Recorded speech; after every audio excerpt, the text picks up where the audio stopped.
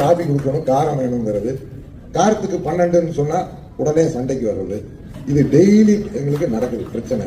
ஒரே பில்லுல ஒரு ஃபேமிலிக்கு டிஃப்ரெண்டா ஜிஎஸ்டி போட்டு கொடுக்கறது கஷ்டமா இருக்கு. ஒரு பன்னுக்கு ஜிஎஸ்டி கிடையாது. பன்னுக்குள்ள ஒரு கிரீம் வச்சுட்டு அதுக்கு 18% ஆயிடுச்சு.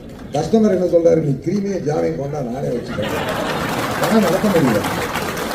அதனால ஒன்னா எல்லாத்துக்கும் ஒரே மாதிரி ஜாஸ்தி பண்ணியிருக்கேன். இன்னொன்னு இதே அம்மா உங்க எம்எல்ஏ அம்மா தான் இதெல்லாம் பண்றது. அவங்க இந்த தொகுதியில் இருக்காங்க. கடையில வந்துட்டு வடநாட்டில் அதிகம் ஸ்வீட் சாப்பிட்றாங்க.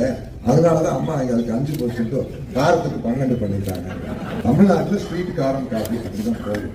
அதனால தயவு செஞ்சு அதை கொஞ்சம் கன்சிடர் பண்ணுங்க மேடம். ஏன்னா வீடு ஒரு ஃபேமிலி வந்து கம்ப்யூட்டர் திணறது மேடம். அது அந்த ஜிஎஸ்டி ஆபீசருக்கு இன்புட் கிரெடிட் எடுக்கிறப்ப ஒரே கிச்சன்ல தான் எல்லாம் பண்றாங்க. இன்புட் எடுக்கிறப்போ அதே கேஸ், அதே ஸ்வீட் மாஸ்டர், அதே கடலை மாவு, அதே மைதா மாவு, இன்புட் எப்படி மேடம் எடுக்கும்?